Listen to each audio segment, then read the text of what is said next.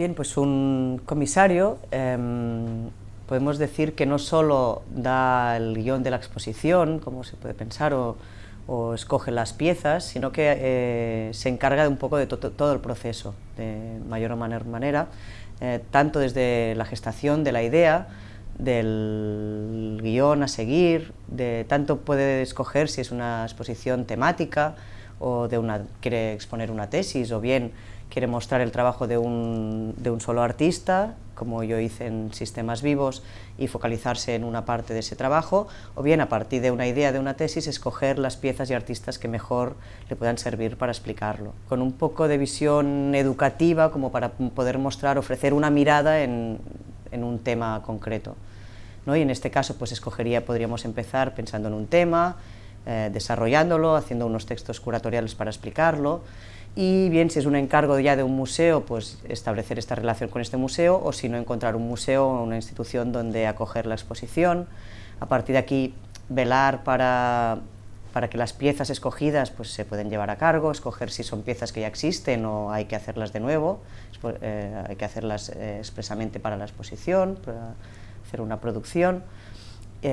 Una vez mostradas, pues toda la parte técnica, poder hablar con el responsable del museo para que se muestren de la mejor manera, tener en cuenta su mantenimiento, su mejor iluminación, etc. Y luego también trabajar en el catálogo, o sea, hacer como del catálogo una pieza casi de coleccionista, introducir imágenes, textos, entrevistas con los artistas, y luego encargarse pues también de toda la parte un poco más de difusión, de la exposición, de los conceptos que se explican, y trabajar en la inauguración. Depende si tiene más ayudantes de producción en el centro, pues estar más atento al tanto de invitación, más burocracia institucional, difusión de flyers, web, un poco pues revisar que todo tenga una coherencia. A mí un poco me gusta todo el proceso, y quizá una de las cosas que hemos dicho que no están tan visibles y que también es importante que haga el comisario sería un poco acoger al artista, ¿no? O sea, tener una relación muy personal con él para sacar lo mejor de su trabajo, que se sienta cómodo y realmente sea provechoso para todos, ¿no? Entonces, coger bien al artista, cuidarlo, mimarlo y aprovechar, tener la oportunidad de tener este artista cerca, o varios artistas, pues también puede dar frutos para próximas exposiciones.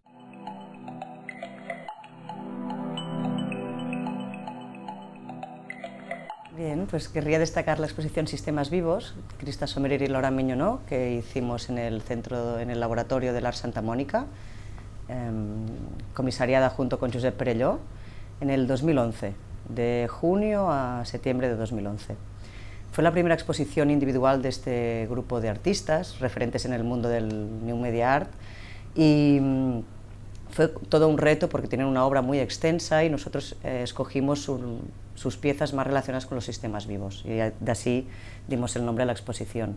Estas piezas sobre todo fueron en los años 90, sobre todo del 93, 96, aunque había una pieza, la última, del 2003, y esto nos supuso un gran reto para rescatar estas piezas. Estas piezas no estaban preparadas para ser expuestas, sino que había que traducirlas un poco, había que recuperarlas, revivirlas, porque estaban un poco muertas, ¿no?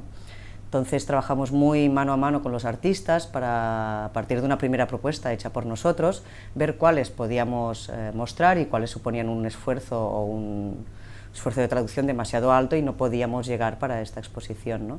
Entonces expusimos estas 5 piezas, además trabajamos con un físico para explicar todos estos complejos científicos de los que hablaban las piezas, y lo complementamos también con unas entrevistas con los mismos artistas para hacer un poco de didáctica y explicar estos conceptos científicos que quizá no estaban tan a la mano del público, ¿no? Se habló mucho en la prensa internacional, ¿no?, para ser la primera exposición individual de los artistas, y realmente era para todos los públicos, ¿no? Venían familias, eran unas piezas muy interactivas, unas piezas donde sin el usuario, sin el visitante, no había nada, era solo un marco, unas condiciones iniciales en las que estos sistemas vivos podían vivir, ¿no? Había tanto plantas como organismos unicelulares o insectos, ¿no?, que dadas unas primeras condiciones, unos parámetros, el visitante jugaba con ellos, introducía ciertas variaciones y así daba vida a estos sistemas. Trabajamos también muy de cerca con todo el equipo de montaje del centro,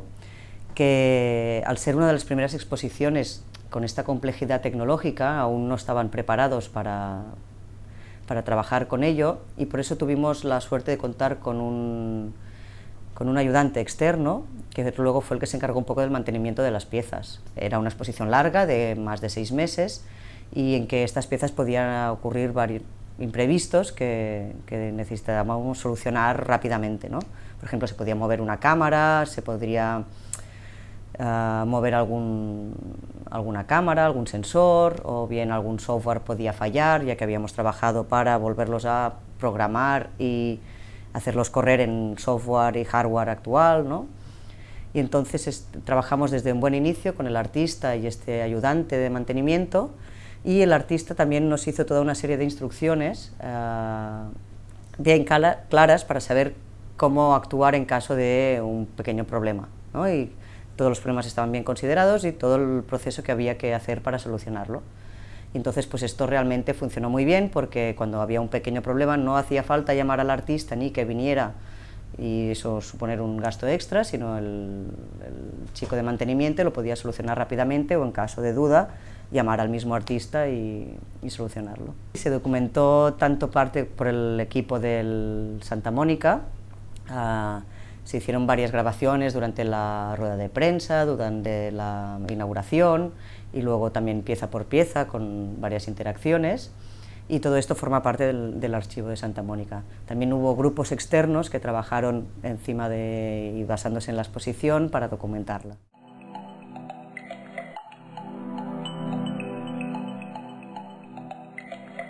Bien, pues el Atlas del Espacio Electromagnético fue un proyecto que hicimos con José Luis de Vicente. Empezamos en el año 2000, pero estuvimos varios años desarrollándolo. De hecho, este proyecto nació en dos partes, ¿no? Tanto era un proyecto que José Luis tenía en mente, pero por otra parte yo también. Entonces los dos, al hablar por separado con Juan Insúa del CDCB, fue él el que nos puso en contacto y nos explicó que había otra persona que estaba pensando en hacer un proyecto similar y que creía que sería interesante que habláramos y sacáramos el proyecto juntos. Y así fue, hablamos del proyecto, nos entendimos rápidamente. También vimos que la tercera pata del proyecto debería ser bestiario, el estudio de visualización, pues trabajábamos con muchos datos y queríamos que fuera muy entendible y necesitábamos realmente expertos que nos ayudaran a visualizarlo. Entonces tuvimos la suerte de contar con la coproducción tanto del CDCB como Levy Festival de Newcastle, y así hicimos una primera versión del proyecto. Por una parte, este proyecto intentaba visualizar tanto los usos sociales y artísticos del espectro radioeléctrico, de las frecuencias y las ondas de radio. Entonces teníamos que mostrar por una parte estas frecuencias, cómo eran usadas, pero por otra también la asignación de frecuencias de las ondas de radio, es decir, cómo en los países se distribuyen las bandas de frecuencias para usos como la radiodifusión, la navegación aeronáutica. Entonces todo esto coincidía un poco con el apagón analógico en esa época, donde varias franjas de frecuencias eran liberadas y en vez de ser dispuestas para el uso de la población, eran subastadas al mejor precio, ¿no? Un poco queríamos hablar un poco de esta conquista del espacio hertziano. Y entonces, dando vueltas con bestiario, al final vimos que la mejor manera de mostrar seguía siendo el dial, el típico dial de la radio, donde vamos barriendo todas las frecuencias. Eso nos permitía ir mostrando una frecuencia detrás de otra y ahí ir introduciendo qué tecnologías usaban esas frecuencias. Por otra parte, también esa gran tabla de asignación de frecuencias, que cada país, varias zonas, el mundo está dividido en varias zonas, tenían un PDF de muchísimas páginas donde estaba narrado linealmente de tal a tal frecuencia para este uso, de esta otra para este otro uso, cosa que era como un poco inaccesible. Entonces, a partir de aquí, Bestiario hizo un gran trabajo para mostrarlo todo en un gran mapa, en una gran visualización con colores. Podías ir navegando y moviéndote, deslizándote también por este dial de frecuencias. Entonces esto era por una parte del proyecto, pero por otra girabas la visualización y podías ver todos los proyectos artísticos asignados a la frecuencia que usaban.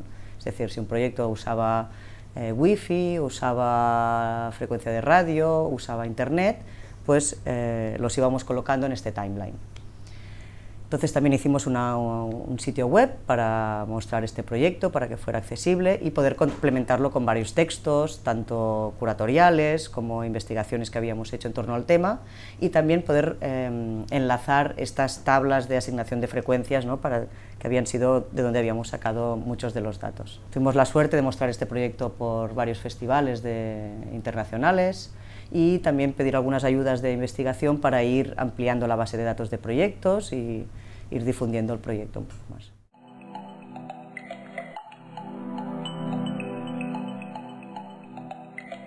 Bien, pues Telenoica es un colectivo de artistas audiovisuales basado en Barcelona, que nació en el año 2000 por la necesidad de un poco reivindicar el que era la escena del audiovisual en tiempo real.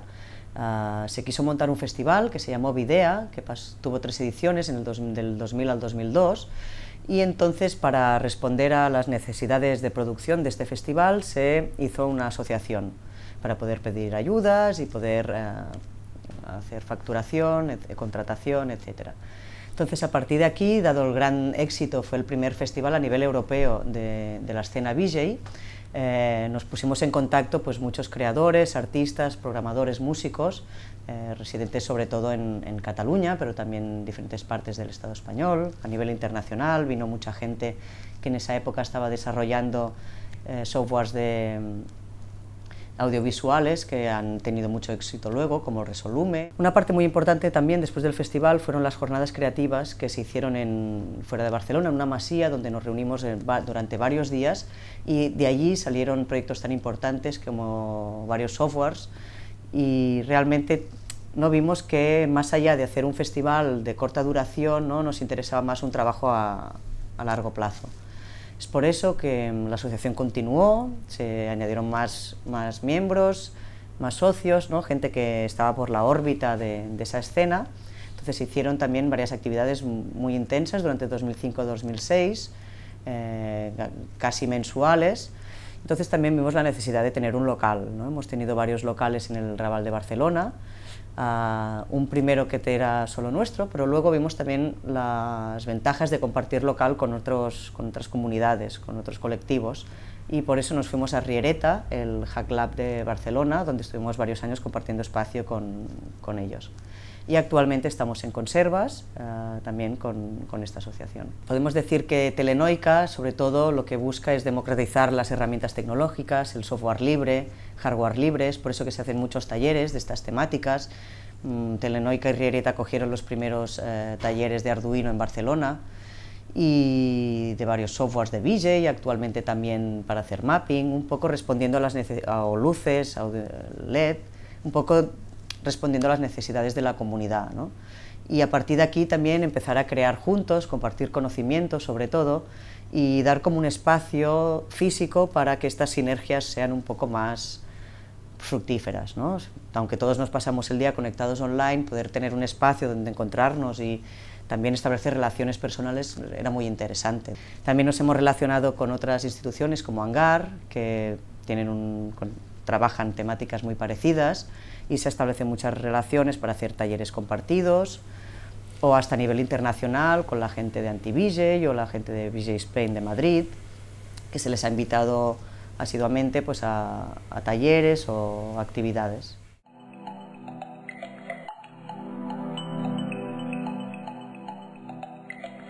Pues bueno, de hecho, creo que tiene gran importancia, por una parte, para difundir todas estas temáticas, ¿no?, que comentábamos, de software libre, hardware libre, varias herramientas tecnológicas, la creación, y por otra para crear estos contactos personales que pueden luego fructificar con proyectos, ¿no?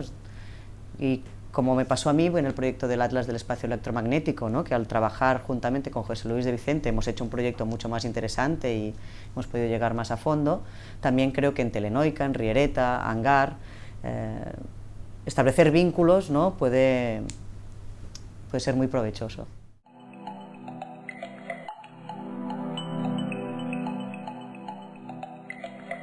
Playmodes es un estudio de investigación audiovisual basado en Girona. Salieron un poco de Telenoica, entre ellos se conocieron gracias a Telenoica, estuvieron varios años en la comunidad, pero ha funcionado más como un spin-off. Ahora se han formado su empresa y se dedican sobre todo a instalaciones audiovisuales, espacios inmersivos, trabajan con luz, sonido, mucho con sincronía audiovisual, un poco, bueno, toda la herencia de Telenoica y del mundo VJ. Por una parte, ellos trabajan tanto el sonido, son músicos, o la programación, la ingeniería, la creatividad, el diseño. Entonces yo un poco trabajé con ellos desde el año 2008 en la producción del espectáculo Reflexus y luego en varios proyectos. Realmente ha sido muy enriquecedor porque he ido aprendiendo muchísimo y he estado muy actualizada de las últimas tecnologías o procesos creativos y metodologías que han usado.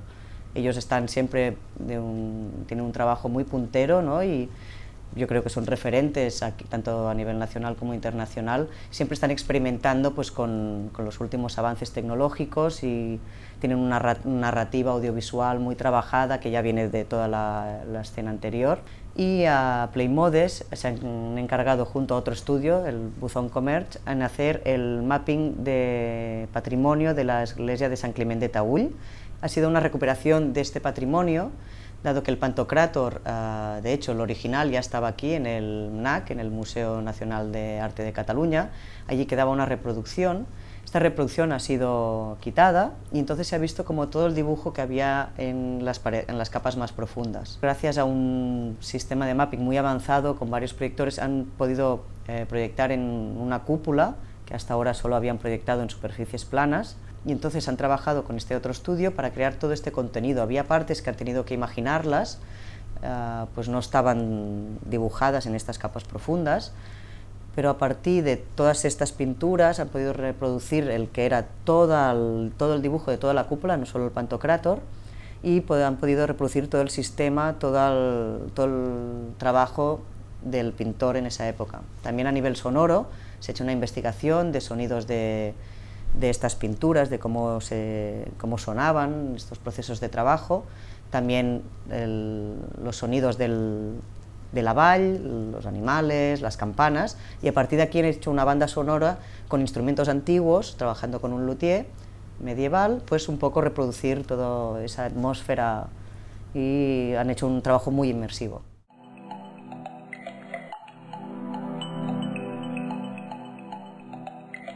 Esta obsolescencia es un poco un reto, ya como decías es intrínseco en muchas de estas piezas y de hecho gracias también a conocimientos tecnológicos que tengo, pues puedo afrontarlo con un poco más de conocimiento y avanzar ya qué problemas podemos tener. De hecho, como por ejemplo en la exposición Sistemas Vivos que recuperamos piezas de los 90, ¿no? Fue un gran reto poder recuperarlas y creemos que ahora pueden durar realmente varios años más, ¿no? Le podemos dar una segunda vida.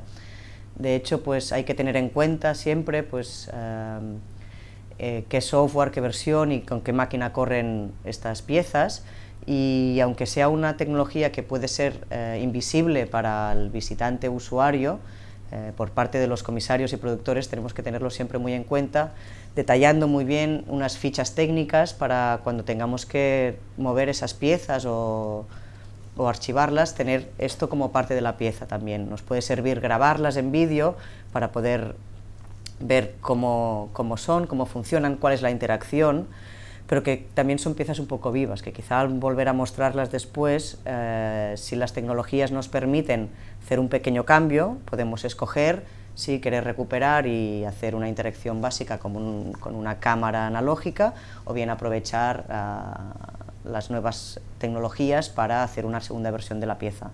Los museos hasta ahora no estaban nada preparados para hacer este tipo de exposiciones, quizá ya hablamos de hace 10 años. De hace 10 años hacia acá pues ya sí que se han ido preparando, han hecho más exposiciones, pero la primera exposición que hicimos en el Art Santa Mónica en el 2006, de hecho fue la primera también colectiva que se hizo, nos supuso muchos retos, ¿no? Porque hasta ahora estaban pues preparados, tenían reproductores de vídeo, por ejemplo, como cosa más tecnológica, pero aún no estaban preparados para manejar sensores o otro tipo de cámaras más allá de las cámaras de vídeo, ¿no? Entonces, eso también los museos han tenido que irse reciclando un poco, sobre todo los técnicos, e incorporar gente un poco pues, que tuviera estos conocimientos. Pues los Luthiers Drapaires es un colectivo de investigación sobre desechos tecnológicos y de hecho aprovecha todos estos desechos, toda esta obsolescencia programada de la tecnología para crear nuevos instrumentos audiovisuales. Nosotros sobre todo enfocamos nuestro trabajo para aprovechar y dar una segunda vida a esta tecnología, ya sea electrónica como digital, para hacer instalaciones interactivas o autómatas musicales. Este proyecto nació hace años en el Bòlit de Girona, gracias a Rosa Pera, que nos ofreció hacer un taller, ¿no? Y a partir de este taller se apuntaron pocas personas, pero que con ellos formamos este grupo dels Luthiers Drapaires. Primero nos llevamos la orquesta dels Luthiers Drapaires, porque en los talleres que íbamos haciendo íbamos incorporando todos estos instrumentos para hacer una gran orquesta audiovisual. El proyecto fue creciendo muchísimo y cuando llegamos ya a un punto crítico de necesitar un camión para mover todos los instrumentos y varias horas de montaje, ¿no? Empezamos un poco a reducir y a trabajar en instrumentos más concisos, ¿no? Los Luthiers Drapaires se dedican sobre todo a hacer talleres, tanto para niños como para adolescentes, mayores, con gente con algún tipo de discapacidad, que gracias a la interacción y al manejo de estas tecnologías, pues se lo pasa muy bien y puede entender conceptos físicos, conceptos matemáticos, conceptos de electrónica y también divertirse un poco, ¿no? Hemos estado en varios festivales, pues dado que los instrumentos suenan y tienen un gran carácter de juego, pues funciona muy bien tanto en festivales de música como en centros culturales. Entonces nosotros tenemos un almacén donde guardamos todo este tipo de cacharros y de hecho nos preocupa un poco porque se nos están acabando ciertos materiales, cierta materia prima para nuestras instalaciones. Por ejemplo, tenemos una instalación que se llama NoSignal, hecha de muchos monitores CRT, los antiguos, las pantallas de tubos, ¿no? Así bien largas. Y claro, a medida que se van rompiendo, pues ya no encontramos en las deixallerías. Nosotros íbamos mucho de visita a las deixallerías, ya teníamos acuerdos para sacar material, porque no cualquiera puede ir a una deixallería para que le den material reciclado. Y entonces nosotros pues vamos almacenando todo lo que podemos para ir reproduciendo estas piezas, ¿no? Entonces también pues vamos creando nuevas a partir de que pues amigos y gente nos va donando material tecnológico en desuso.